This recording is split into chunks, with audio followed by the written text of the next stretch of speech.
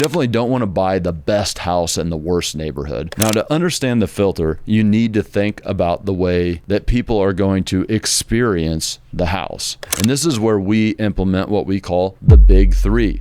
We decide how they're going to be walking through the property, and then we make sure that the first three things that they see, we over renovate. Wake up to freshly ground coffee every morning, precision grinding at your fingertips. So after these changes were made for Grindmaster, within 3 months, they saw a 35% increase in their sales just from words. So are they important? You got to think about the things that are above and beyond what people might expect. And most importantly, you need to have a great hook. Try this. Walking distance to historic Main Street is still available in this market. Those are hooks. Those get people's attention. Investors leave thousands of dollars on the table when they go to sell their house. We actually just bought a house for $86,000, and we applied what we call the market filter, which is what we're going to learn about today. And we sold it for $125,000 just a week later with 7 different offers. And what's the difference between these two houses? Pretty much nothing other than applying these things that don't cost you any money at all. I like to think about a marathon runner that runs 26.2 miles, and they run all 26 miles, but then those last 0.2, they turn on the boosters and they do a sprint. That's like their extra juice. In real estate investing and flipping houses, that extra juice to get you over the finish line will amount to 5 to 10% of the sales price. The problem is most investors start walking those last 0.2 miles. Not only does it get you more money, but it gets you a stronger buyer. It gets you less items that come up on an inspection resolution. It gets you a faster sale. And those things ultimately even save you more money that I'm not accounting for. So today we're going to go over what the market filter is and how to apply it, and then the market sales funnel and how you use that. The 3 keys to what we call the digital introduction, the first thing that people are ever going to see. And then for you cheapos out there, some money saving tactics for listing your property. Well, first, let's talk about the market filter and what that means and how that gets you an extra 5 to 10% on every sale. And to really do this, you need to understand what the line of livable means. And so I call this the scale of livability. So here is the scale of livability. And right here, let's just say in the middle, you have what we call the line of livable. Anything above this line, a bank is going to give you a loan to purchase that property. Whereas anything below it, a bank won't give you a loan. So you'd have to get money in other ways. And so right here, just over the line is what we call barely bankable. These over here, these are bombed out houses. Okay. And then over here, you have what we call the range of comps, or the range of comparable properties. That's what a comp means. And this range right here is really where you're wanting to sell properties. All right, so this is the range of comps right here. And your goal as a flipper is to bring things from anywhere on this line. The further down the line you get, the better deal you're going to get. And you want to bring things into the range of comparables. And that is when a real estate agent talks to you about ARV, or if you're trying to find your after repair value, that's really what you're talking about, is where it sits in the range of comps. When you go to underwrite your house and figure out what a good purchase price is, what you do is you find out what the ARV is, the after repair value. And really what you're talking about there is that range of comparable properties. So before you ever buy a house, you know about what it's going to be worth.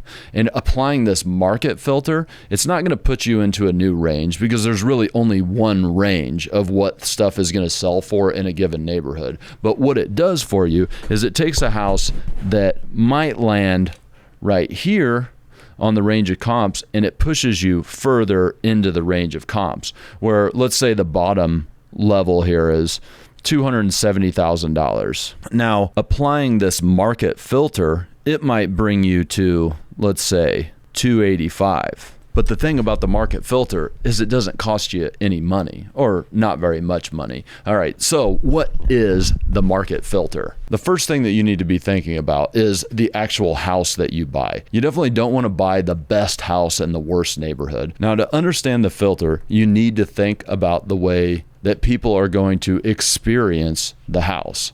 First, there's going to be what we call the approach. This is them actually driving to your property. So this includes the neighborhood that they drive through. It includes the street that they drive up to. Now, a lot of that can't be changed once you own the property. And so it's about buying right. You never want to buy the best house in the worst neighborhood, because now they're driving through a terrible neighborhood and putting a filter on that house that you're trying to sell that you really can't take back. Now, next, you want to think about the walkthrough.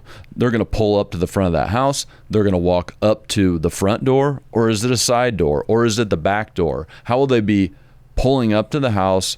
How will they be walking into the house? Remember that you can control all of those things in your renovation and in other methods that we're going to talk about here in a little bit. And now when they open that door, what do they see? What are the first things they see? And this is where comes in your renovation, your rehabbing plan. And this is where we implement what we call the big three. We decide how they're going to be walking through the property, and then we make sure that the first three things that they see, we over renovate.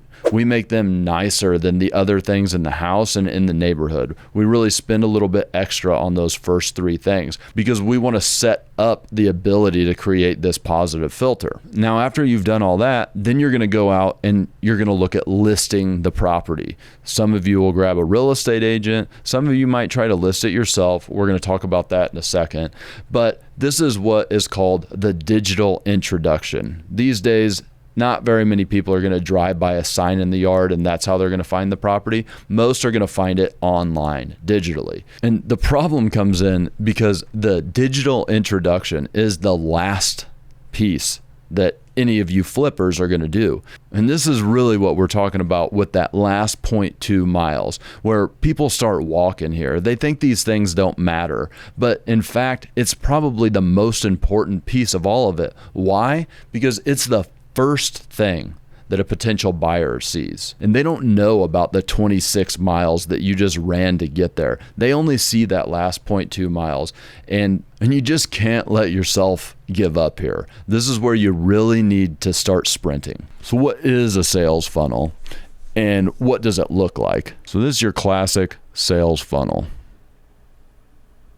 Leads we're going to talk about here in a second where they come from. But this is your digital introduction.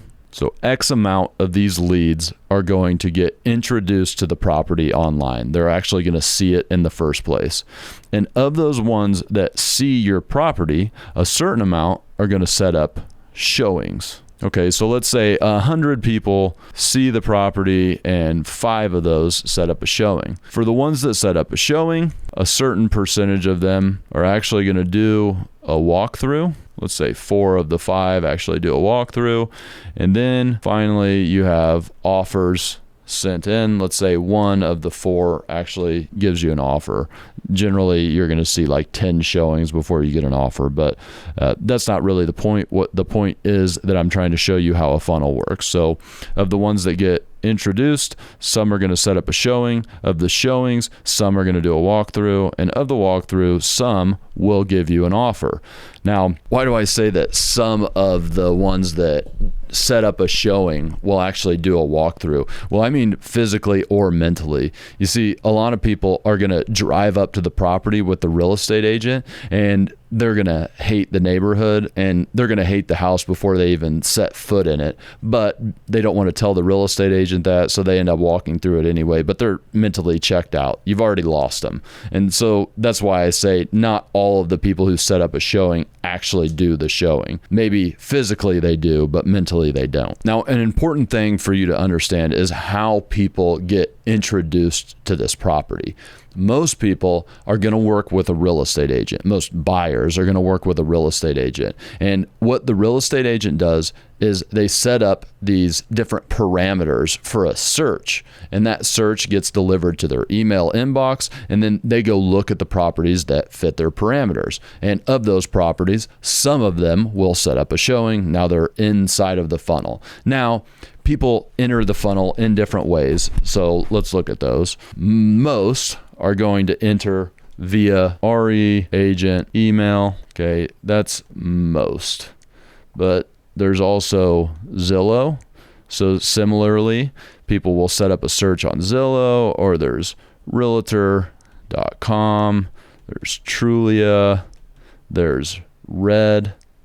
That's how people are going to enter digitally. Now, of course, there are people who might actually see the sign or whatever, but we're not really counting on those. That's not what we're building our strategy around. We're building our strategy around the most common things that happen. Now, in this digital introduction, which is what we're really talking about today, there are 3 things that you need to think about: pricing, photos, and description. Yes, description. But before we get to that, I do want to talk about for sale by owners. Now, mostly what I'm talking about is people listing through a real estate agent, because a for sale by owner gives you a special filter that is really hard to combat. For one, it says you're cheap and your house is probably cheap too. Second, it gives you a different filter altogether, different meaning of the word filter, where you actually filter out your house to certain buyers. Like we were talking about earlier, most buyers get set up with a real estate agent, and real estate agents don't really have access to the for sale by owners unless they're actively searching for them on other sites than the MLS, the multiple listing service, which is where they look for most of their properties and where the search that gets set up comes from. And so by setting up a for sale by owner, you basically take yourself out of the picture for anybody who's set up with a real estate agent. And most are set up with a real estate agent. Obviously, you don't want to go that route. Now, as promised, for you cheapos out there, there are ways around this that we are going to get to later on in this video.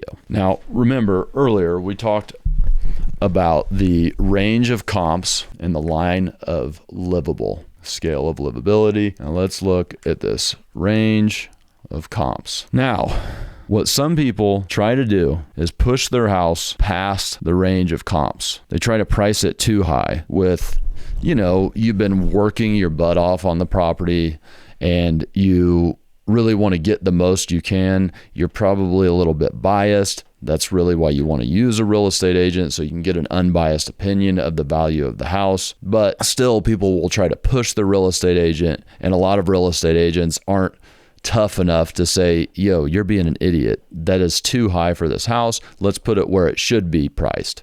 And so they end up pricing it too high, trying to get the most out of it. And let's talk about what that does to somebody. Remember that when a buyer's agent sets up a search for one of their potential buyers, they have these parameters. One of those parameters is price, which is usually based upon what they've been pre-approved for from a mortgage lender. Let's say that Fred has been approved for a loan of up to $225,000. He's going to go to his real estate agent and they're going to set the maximum price at $225. And then they'll set the minimum maybe around $180, because Fred's thinking, well, maybe I'll find a great value in there. But most of the time, Fred's going to end up right around $225,000. If your house is priced at $230,000, he's not going to see it because he's only going up to $225,000. But what if your house was a $220,000 house? So let's talk about Sally, who she actually has a price range of $220,000 all the way to, let's say, $250,000. So she is going to see your house. But the thing is with Sally, she's looking at $250,000 houses. She may have pushed a little bit and even looked at some $260,000 houses. That means that your should-be $220,000 house is the crappiest house that she's seen. She's not going to buy it. She's going to end up buying a $250,000 or a $260,000 house. And so what's happened to your house now is it's sat on the market for too long, longer than the other houses. And now it gets a special filter, the filter of, hey, what the heck's wrong with this house? Because eventually what will happen is your real estate agent will convince you that you should lower the price into the correct range. But now when Fred looks at it, he's thinking there's probably something wrong with this house. It's had a couple price cuts. It's been on the market for too many days. Now I'm a little bit nervous about that house. Now you've done the exact opposite of what you want to do, which is create a positive filter that people see the house through. And let's talk about pricing it too low. I mean, you've probably heard before, you can't price a house too low. The market will speak. The market will bring it up to its true value. Well, maybe. In some markets, that might work. And in some markets, I'm talking about a true seller's market, which means that there's a lot more demand for these houses than supply. There's not very many houses for sale, and there's lots of people looking to buy houses. Yeah, then maybe some of those price wars happen, but we're talking about an all-weather approach to this. And still, even in those times, I don't think it's the best strategy to go way too low on the price. And it all comes back to these ranges once again. Because remember, Fred has the bottom of his parameters set at $180,000. So if you go below that, Fred, the buyer who should be buying your $220,000 house, is never even going to see the house. So you already cut out an audience. And remember, the way that you create the best price for your house is have the most demand and the smallest supply. But you're cutting out some of the demand, some of the potential buyers. So you definitely don't want to do that. And you also don't want to add buyers that aren't actually buyers of your house, like Sally, for instance. She's just not going to buy your $220,000 house when she's out sniffing for $260,000 houses. So you got to find the sweet spot. And where is it?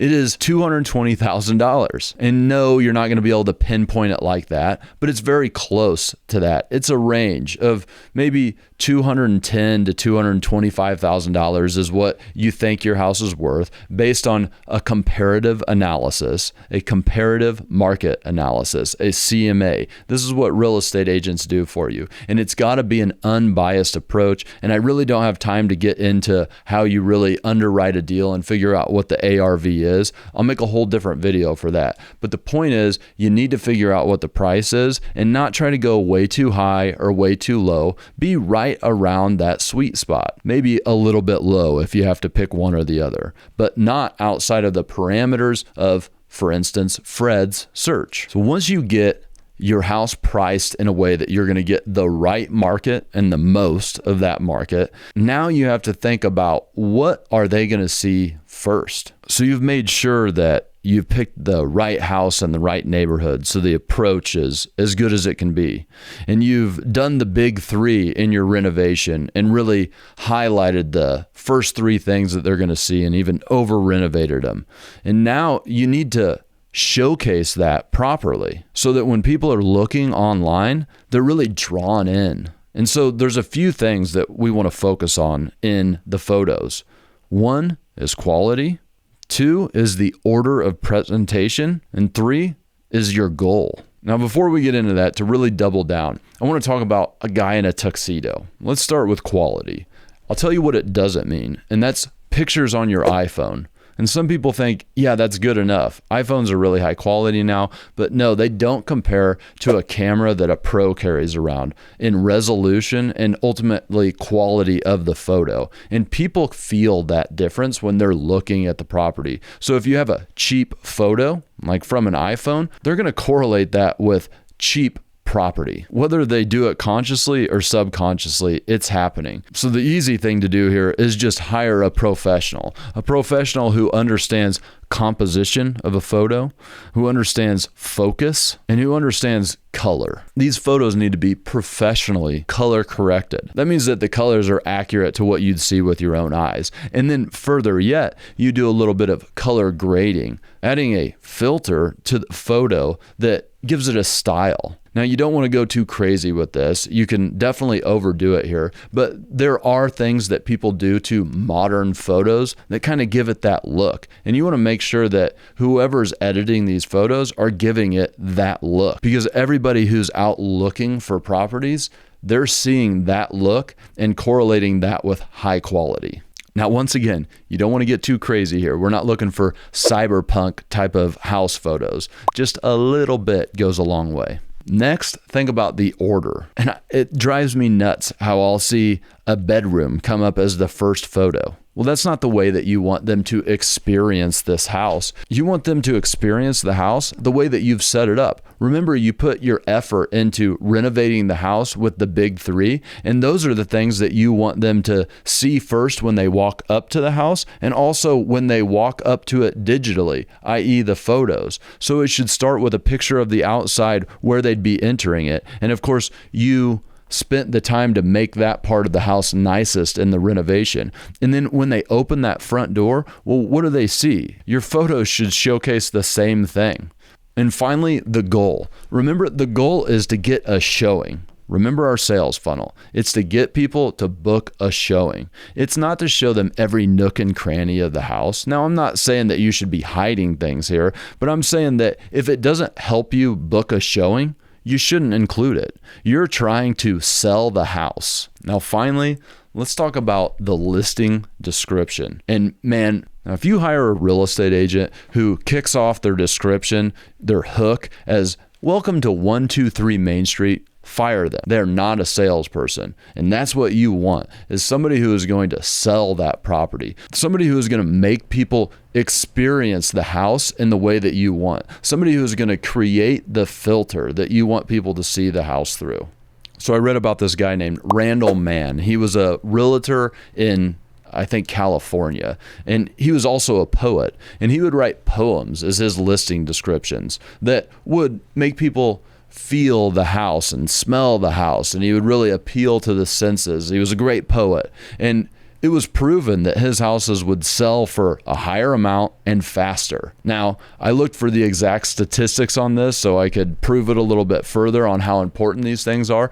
I couldn't find them, but what I could find are some statistics on what was called the grind master. Now, I couldn't find the stats on that, so then I remembered that I had read a thing about how copywriters were hired to sell items on Amazon, and it was the same item, but they would just hire a copywriter to write the description and see how much more money they would get based on that. And that's what leads me to coffee makers. There's a product called the Grind Master. So the original heading read, let me read it here, electrical coffee grinder dash 200 watts, 18 grind settings.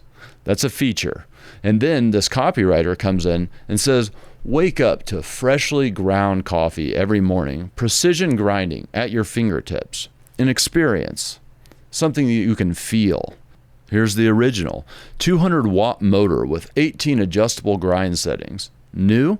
Imagine starting your day with a rich aroma of freshly ground coffee beans tailored exactly to your taste. With our powerful 200 watt motor and 18 customizable grind settings, you can enjoy a perfect cup every time. Whether you prefer a fine grind for espresso or a coarse grind for a French press. Do you hear the difference? Do you feel the difference? So after these changes were made for Grindmaster, within 3 months, they saw a 35% increase in their sales. Just from words. So are they important? Is giving people an experience make a difference? Well, I don't know, because they also saw a 20% increase in their conversions, meaning, well, I don't know, but I know that they saw a 50% increase in reviews given per sale.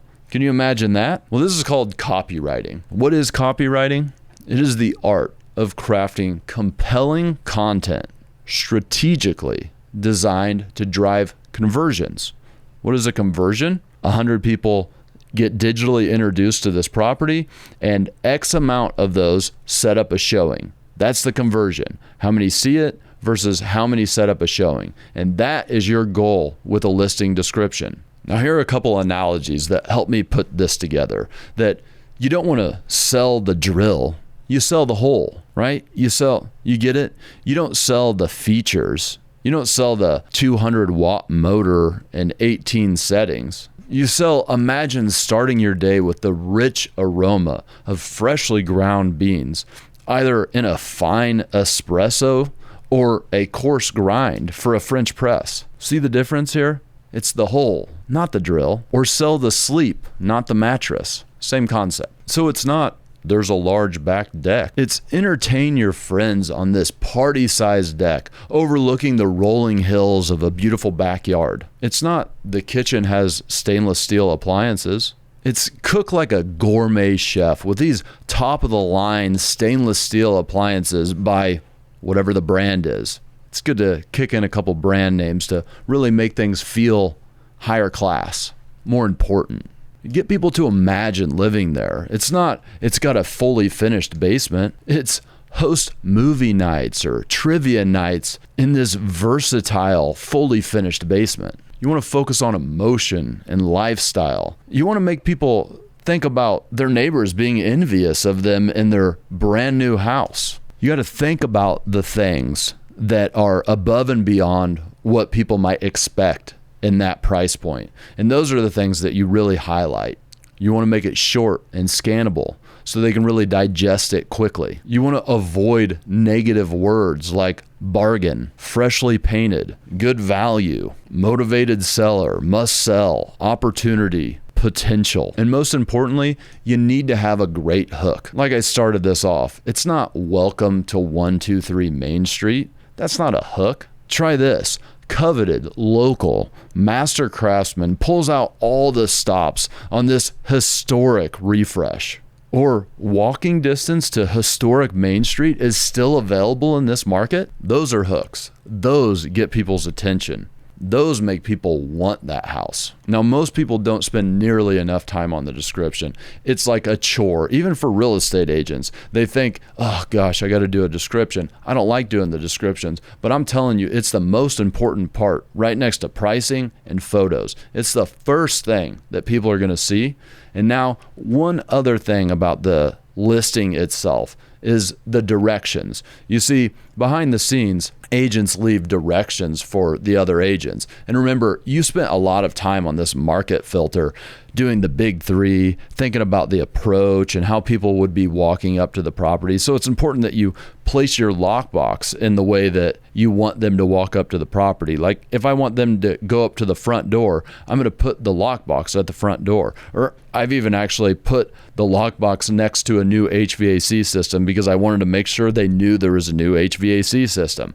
Now I've done all that I can do to guide people the right way, but I'm thinking about the approach itself and the neighborhood and how they're going to drive through it. And so what I'm going to do is leave directions for the real estate agent, maybe even telling them which way they should drive up to the property. Like I don't want them to come in from 4th Street because there's some nasty houses on 4th Street. I want them to come in over off 6th Street where there's newer houses and renovated houses. And so I'd leave directions, maybe saying that the roads were blocked off over here last week and it's just easier to come in on 6th Street. I mean, you don't want to lie here. You want to actually come up with a valid excuse. But I want them to drive in the way that I want them to, and I want to tell them, I need you to park in the front driveway and the lockbox is going to be on the front door. And that way I am controlling the way that they view my house and the way that filter is built. And then we're going to have the photos and the listing description that match the way that I want them to walk through the property. And some of that can be done through the listing itself and the directions that you leave for the other agent. Now, as promised, for you cheapos out there, the ones that want to do a for sale by owner but don't want to put that negative filter that we talked about on it. Well, there are ways to do it. There are services out there that basically work like a flat fee listing broker. Now, I'm not going to give names of the companies, but you're just looking for a flat fee brokerage. And basically what this is going to do is the brokerage is going to list the property, but you're going to pick the photos, you're going to pick the listing description, you're going to pick all the things that we talked about today. And when people call, at least in the past when I've used one of these services, when people call to set up showings or have questions about the property, they don't ever answer the phone calls. They let it all go into a voicemail. You get to listen to the voicemail and you tell them how they should respond. So basically you're controlling the whole thing like you're the real estate agent, but there's a brokerage in between you. A lot of people hate these services, but if you are really wanting to save the 2 to 3% from hiring your own real estate agent, and it'll only be 2 to 3% because you'll still have to pay for the buyer's agent. and you'll still have to pay the closing costs. And now you have to do a lot of extra work. So you can probably tell I'm not really about this. I don't think it's worth the 2 to 3% that it saves you to have to do all of that work. I'd rather spend this time focusing on the next deal or other projects that we have going on. But to each their own. It is a service that is available. And as long as you follow the strategies that we talked about in this video, I believe that you'll still be able to get a great deal. But like I said, I would be focused on my next deal. And if you really want to get great at getting great deals, we made a whole video about how to use FBI hostage negotiation tactics to get the best deal possible on the front end in a direct to seller type of situation. So check that one out and leave some comments, guys.